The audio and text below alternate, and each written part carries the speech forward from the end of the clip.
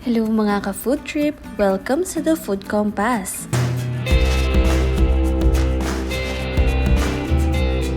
For today's video, gagawa naman tayo ng dessert. At dahil mango season, naisipan kong gumawa ng mango cake. Sobrang simple lang nga nitong gawin at hindi na nga kailangan pang i-bake. Kailangan lang natin ng 3 ingredients. 2 piraso ng hinog na mangga, tea biscuit or graham crackers, at kremdensada. Pwede din paghaluin ng condensed at all-purpose cream. Simulan na natin sa isang bowl. Dito natin imimix yung kremdensada. Bali, chilled kremdensada yung ginamit ko. Ilang araw na din itong nasa ref. So, mix lang hanggang sa mag-double yung kremdensada. Kung meron kayong electric hand mixer, mas madali.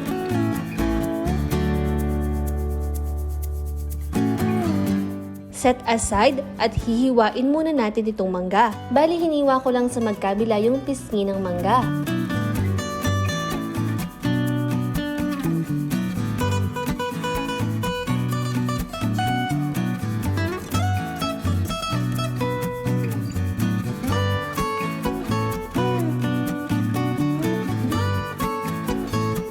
Isang tip, gumamit ng baso para makuha ng maayos at buo yung laman ng mangga. Sa ganitong paraan, simot na simot yung laman at walang matitira sa balat.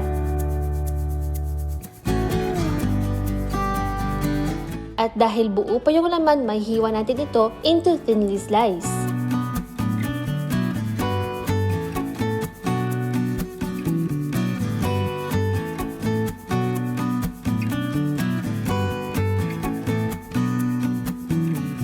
Yung buto ng mangga, wag itapon dahil kukunin natin yung laman. Mas maganda makuha lahat yung laman at islice natin into tidbits.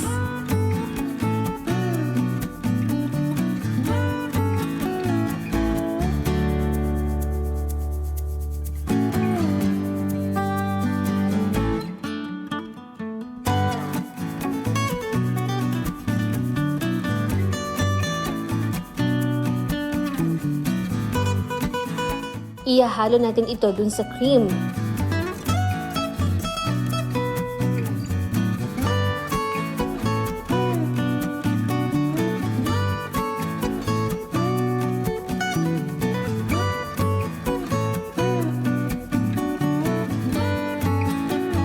Pag okay na lahat yung mga mangga, buksan natin yung mga tea biscuit. Pwede kayong gumamit ng graham crackers. Para sa mga OFW na nasa Middle East, mas okay gamitin tong tea biscuit. Lalo't madami kang mabibili nito dito.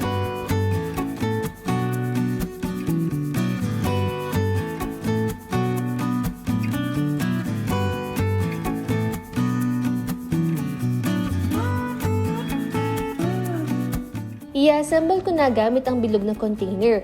Kung meron kayong square or rectangle, pwede ninyong gamitin. Sa unang layer, naglagay muna ako ng konting cream at ispread lang.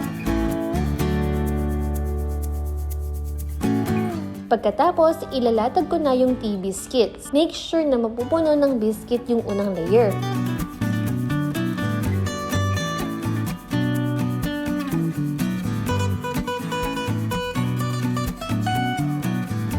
Then repeat the process. Cream,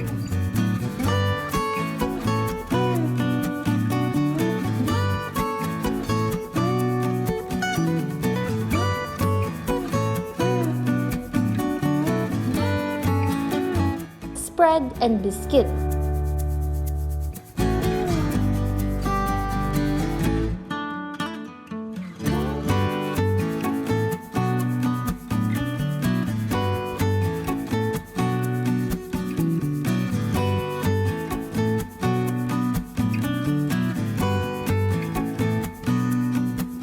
Para mas masarap, lalagyan ko ng mangga sa gitna.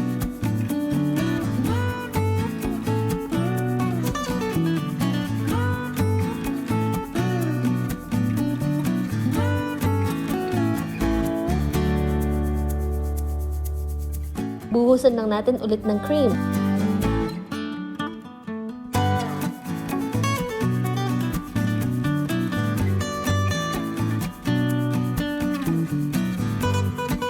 Then repeat the process until sa mapuno yung container. For toppings, nagdurog ako ng tea biscuit. Then sprinkle ko lang ito sa ibabaw ng cake.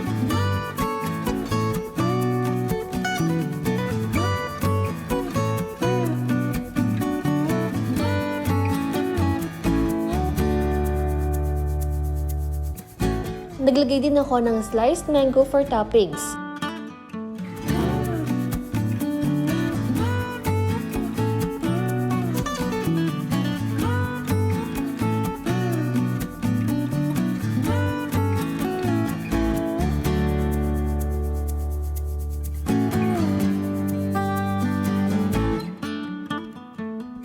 Pinuno ko na para mas lalong masarap. Ito na yung itsura ng mango cake.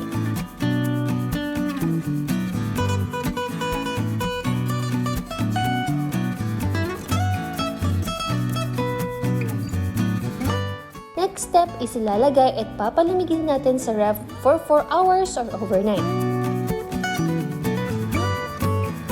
Sana na-enjoy ninyo yung recipe video natin for today. You can also request other dessert recipe. For more video recipe, don't forget to like, subscribe, and hit the notification bell.